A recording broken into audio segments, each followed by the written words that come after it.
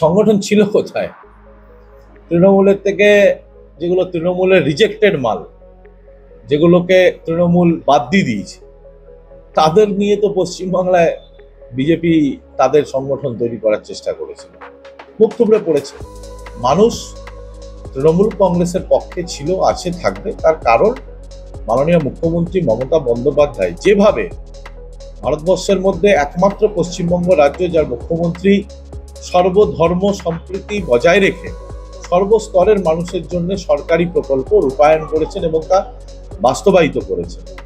মানুষ সুবিধা ছেড়ে কেন শুধুমাত্র যারা ধর্মের প্রলোভন দেখিয়ে, যারা শুধুমাত্র হিন্দু মুসলিমের মধ্যে ভেদাভেদ সৃষ্টি করার রাজনীতি করার চক্রান্ত করছে তাকে সমর্থন করতে পারে না?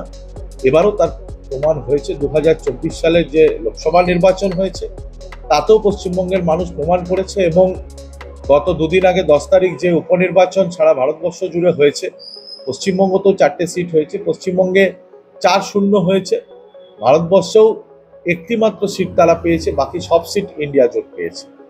এটা এই লোকসভা নির্বাচনে ভারতবর্ষের মানুষ একটা বার্তা বিজেপিকে দিয়েছে যে তোমরা এবার আসো, কারণ ভারতবর্ষ যেভাবে তৈরি হয়েছিল, মানুষ যে ভারতবর্ষের স্বপ্ন দেখেছিল, বিজেপি সেটাকে ভাঙচুর করেছে, চুরমার করে দিয়েছে মানুষের স্বপ্নকে। তারা শুধুমাত্র নিজেরা বিদেশ সফর করেছে, দামি দামি স্যুট পরেছে, গরিব মানুষের পেটে লাথি মেরেছে। একটা জনমুখী প্রকল্প সারা ভারতবর্ষের প্রতিটি রাজ্যে যে পৌঁছে দেওয়া, সেরকম কোনো প্রকল্প এখন পর্যন্ত বিজেপির এই সরকার করে উঠতে পারেনি। আর যে দুজনের হাত ধরে সরকার গড়েছে, দেখতে থাকুন 1 বছরের মাথায় কি হয়। আবার না নির্বাচনের ফেস করতে হয় ভারতবর্ষ। সংগঠন এদের নেই, সংগঠন এদের ছিল না, আগামী দিনেও থাকবে না। তার কারণ ধর্মকে সামনে রেখে যারা রাজনীতি করে সেই সংগঠনের সাথে কেউ যুক্ত হতে পারে না। ভালো সাংগঠনিক লোক ছিলেন একমাত্র ওদের দলের। বিজেপি ভালো সাংগঠনিক লোকেদের তো ফ্রন্টফুটে দেবে না। তাকে পরিকল্পনা করে মেদিনীপুর সিট থেকে সরিয়ে নিয়ে গিয়ে অন্য জায়গায় দেওয়া দিয়েছিল, তাকে হারানোর জন্যই দিয়েছে বিজেপি। বিজেপি গোষ্ঠী কন্দলে জর্জরিত। প্রত্যেক ছোট বড় প্রত্যেক নেতা প্রত্যেকের পেছনে কাঠি নিয়ে দাঁড়িয়ে আছে। এদের আগে নিজেদেরকে ঠিক হতে হবে, তারপরে পশ্চিমবঙ্গের কথা ভাববে।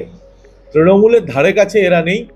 তৃণমূলের যে সংগঠন বুথ লেভেল থেকে জেলা লেভেল পর্যন্ত, জেলা থেকে রাজ্য লেভেল পর্যন্ত, এই সংগঠনের কাণ্ডারি হচ্ছেন আমাদের সর্বভারতীয় তৃণমূল কংগ্রেসের সাধারণ সম্পাদক মাননীয় অভিষেক ব্যানার্জি। তিনি যেভাবে সংগঠনটাকে মজবুত করেছেন, যেভাবে সংগঠনটাকে তিনি গ্রাসরুট লেভেল পর্যন্ত নামিয়ে নিয়ে এসেছেন, এটার পুরো ক্রেডিট অভিষেক বন্দ্যোপাধ্যায়। এবং এই সংগঠন এখন 50 বছর পশ্চিমবঙ্গের তৃণমূলকে ভিত কেউ নাড়াতে পারবে না। বিজেপি আগে নিজের ঘর সামলাক, তারপরে সংগঠন সামলাক, তারপরে পশ্চিমবঙ্গের কথা ভাববে।